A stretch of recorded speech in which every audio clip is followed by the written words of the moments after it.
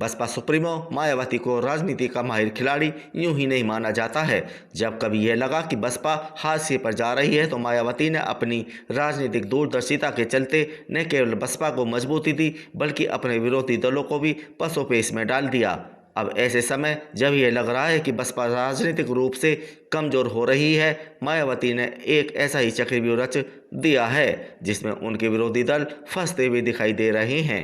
उनके विरोधी दल भारतीय जनता पार्टी हो या फिर समाजवादी पार्टी, मायावती ने उनके वोट बैंक को साधने के लिए अपनी नई राजनीतिक चाल चल दी है।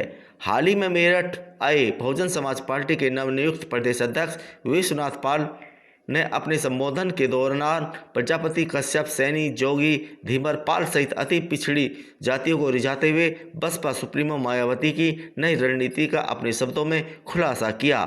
स्पष्ट है कि बहुजन समाज पार्टी वर्ष 2024 में होने वाले लोकसभा चुनाव से पहले अपने दलित, मुस्लिम और अति पिछड़ा वर्ग के वोट बैंक को मजबूत करने में जुट गई है। मायावती ने भारतीय जनता पार्टी और समाजवादी पार्टी के अति पिछड़ा वोट बैंक को हथियाने की रणनीति शुरू कर दी है, जिसको लेकर पिछले कई वर्षों से भारतीय जनता पार्टी और समाजवादी पार्टी में घमासान मचा है। उत्तर प्रदेश में पिछड़ा वर्ग की 166 जातियां हैं। उत्तर प्रदेश में पिछड़ा वर्ग जातियों के मतदाताओं की संख्या भी 50% से ज़्यादा है। भारतीय जनता पार्टी और समाजवादी पार्टी की निगाह तो शुरू से ही पिछड़ों के इस वोट बैंक पर रही है, लेकिन बसपा सुप्रीमो ने इस बार ऐसा राजनीतिक जाल बिछाया है जिससे निकल पाना उनके विरोधी दलों के लिए भी मुश्किल नहीं तो आसान भी नहीं होगा। इससे पहले कि मैं आपको मायावती के इस राजनीतिक चक्रव्यूह का खुलासा करूं, उससे पहले उत्तर प्रदेश की कुछ पिछड़ी जातियों के बारे में कुछ दिलचस्प जानकारी आपको देता हूं। उत्तर प्रदेश की पिछड़ी जातियों में राजनीतिक रूप से सबसे मजबूत यादवों को माना जाता है और अधिकांश यादव मतदाता पिछले कई वर्षों से समाजवादी पार्टी के साथ खड़े हैं। मुलायम सिंह यादव के नेतृत्व में समाजवादी पार्टी ने इन यादव मतदाताओं की एकजुटता के बल पर प्रदेश में 4 बार अपनी सरकार बनाई है। उत्तर प्रदेश, विशेषकर पश्चिमी उत्तर प्रदेश में जाट मतदाता किसी भी दल का समीकरण बनाने और बिगाड़ने का मादा रखते हैं। इस क्षेत्र से बड़ी संख्या में जाट विधायक और सांसद जीतकर विधानसभा और लोकसभा पहुंचते हैं।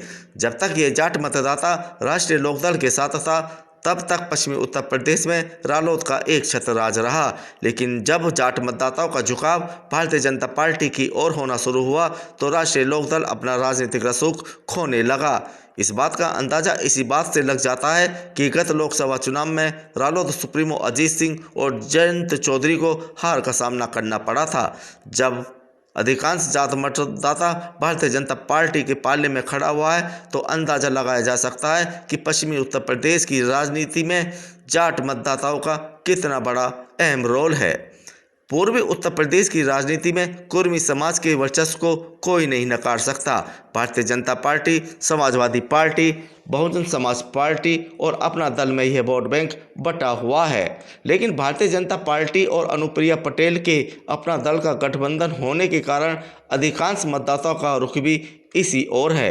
इनके अलावा पिछड़े वर्ग की कई अन्य जातियां हैं जो राजनीतिक रूप से बेहद मजबूत मानी जाती हैं, लेकिन इसी पिछड़े वर्ग में से कुछ जातियां ऐसी भी हैं जिनका कोई विधायक या सांसद जीतकर विधानसभा या लोकसभा नहीं पहुंच सका।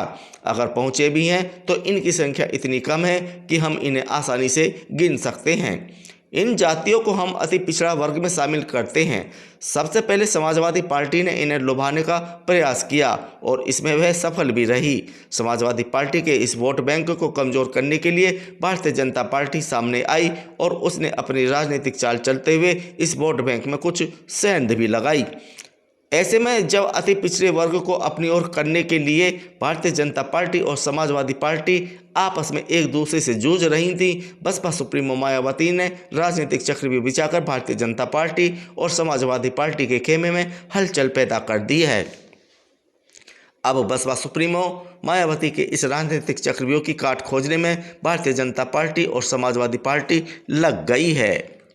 दरअसल आपको बता दूं कि उत्तर प्रदेश की राजनीति में पिछड़ों में अति पिछड़ा की सियासत 10 को पुरानी है। ठीक वैसे ही जैसे पिछड़ों और दलितों के आरक्षण कोटे में अति पिछड़ा और अति दलितों को अलग से कोटा देने की बात होती है, इसी अति पिछड़ों की सियासत से कोई भी राजनीतिक दल अपने को बचा नहीं पाया है। सभी राजनीतिक दल समय समय पर अति पिछड़ों को लेकर राजनीतिक दाव पेच आजमाते रहे हैं। दिसंबर 2016 में अखिलेश यादव की समाजवादी सरकार ने 17 अति पिछड़ी जातियों को अनुसूचित जातियों की सूची में शामिल करने का निर्णय लिया था। इनमें प्रजापति, कुमार, बिंद, निषाद, मल्ला, केवट, कश्यप, धीवर, बाथम, मछुआरा, भर, राजभर, कहार, माझी, गौड़, धीमर और तोरा आदि जातियां शामिल थीं। यह मामला कोर्ट में चला गया तो मामला ठंडे बस्ते में पड़ गया। यह बात अलग है कि तत्कालीन समाजवादी पार्टी सरकार ने इन 17 जातियों को अनुसूचित जातियों में शामिल करने का निर्णय अपने राजनीतिक लाभ के लिए लिया था। इसको लेकर भारतीय जनता पार्टी भी अपने पूरे रंग में दिखाई दी। जून 2019 में उत्तर प्रदेश की योगी सरकार ने उत्तर प्रदेश की इन 17 अति पिछड़ी जातियों को अनुसूचित जाति के प्रमाण पत्र जारी करने का आदेश जारी कर दिया, जो कि इलाहाबाद हाई कोर्ट के अखिलेश यादव सरकार द्वारा 17 अति पिछड़ी जातियों को अनुसूचित जाति में शामिल करने के आदेश पर लगे स्टे के हट जाने के कारण जारी किया गया था। इससे पूर्व वर्ष 2006 में तत्कालीन मुलायम सिंह यादव सरकार ने 16 अति पिछड़ी जातियों को अनुसूचित जातियों की सूची में तथा 3 अनुसूचित जातियों को अनुसूचित जनजाति की सूची में शामिल करने का शासनादेश जारी किया था, जिसे कुछ संगठनों द्वारा न्यायालय में चुनौती देकर रद्द करवा दिया गया था। अति पिछड़े वर्ग की जातियों को साधने में मायावती भी पीछे नहीं रही। उत्तर प्रदेश का मुख्यमंत्री रहते हुए मायावती ने भी इसी प्रकार से 16 अति पिछड़ी जातियों को अनुसूचित जातियों की सूची में शामिल करने की संस्तुति केंद्र सरकार को भेजी थी। इस पर केंद्र सरकार ने इसके औचित्य के बारे में उससे सूचनाएं मांगी तो वह इसका कोई संतोषजनक उत्तर नहीं दे सकी और केंद्र सरकार ने उस प्रस्ताव को वापस भेज दिया था। स्पष्ट है कि अपने अपने राजनीतिक फायदे के लिए समय समय पर भारतीय जनता पार्टी, समाजवादी पार्टी और बहुजन समाज पार्टी ने अति पिछड़ी जातियों को लुभाने के लिए कोई कसर नहीं छोड़ी, जबकि किसी भी जाति को अनुसूचित जाति की सूची में शामिल करने और इससे निकालने का अधिकार केवल संसद को ही है। राज्य सरकार के पास केवल इतना अधिकार है कि वह औचित्य सहित केवल अपनी संस्तुति केंद्र सरकार को भेज सकती है। आपको बता दूं कि केंद्र सरकार ही रजिस्ट्रार जनरल ऑफ इंडिया तथा राष्ट्रीय अनुसूचित जाति आयोग से परामर्श के बाद संसद के माध्यम से ही किसी जाति को अनुसूचित जाति में शामिल कर सकती है अथवा बाहर निकाल सकती है। इसलिए कह सकते हैं कि अति पिछड़े वर्ग की 17 जातियों को अनुसूचित जाति में शामिल करने का मुद्दा राजनीतिक दलों के बीच केवल और केवल इन जातियों के मतदाताओं को अपनी ओर आकर्षित करना था। अब उत्तर प्रदेश की इन अति पिछड़ी जातियों को साधने के लिए बसपा सुप्रीमो मायावती ने एक ऐसा चक्रव्यूह रचा है जिससे पार पाना उनके विरोधियों के लिए आसान नहीं होगा।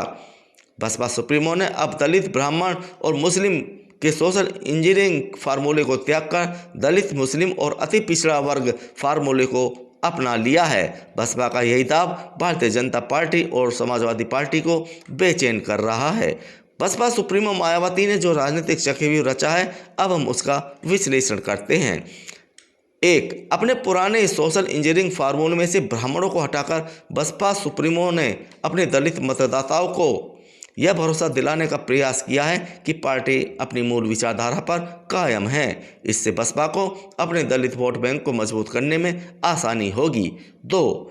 बसपा ने अपने पुराने कार्यकर्ता विश्वनाथ पाल को उत्तर प्रदेश का नया प्रदेश अध्यक्ष बनाकर अति पिछड़ी समाज की जातियों को साधने का काम किया है।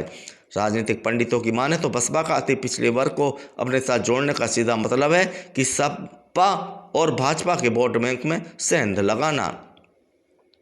3. बसपा ने अपने नए समीकरण से मुस्लिमों को भी साधने का प्रयास किया है। नगर निकाय के चुनाव होने में अभी देर है, लेकिन बसपा सुप्रीमो ने सहारनपुर नगर निगम से पश्चिमी उत्तर प्रदेश की राजनीति में मजबूत जनाधार रखने वाले मुस्लिम नेता इमरान मसूद की पत्नी को अपनी पार्टी का प्रत्याशी घोषित करके मुस्लिमों को रिझाने का प्रयास किया है। इमरान मसूद का आसपास के कई जनपदों में अच्छा खासा प्रभाव है।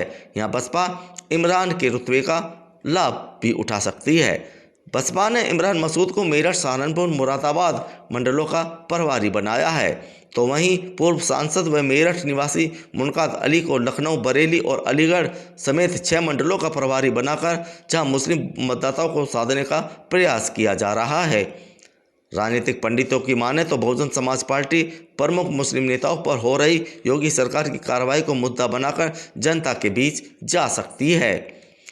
यहाँ अगर बसपा मुस्लिमों को अपनी ओर लाने में कामयाब हो जाती है तो इसका सीधा नुकसान समाजवादी पार्टी को उठाना पड़ सकता है।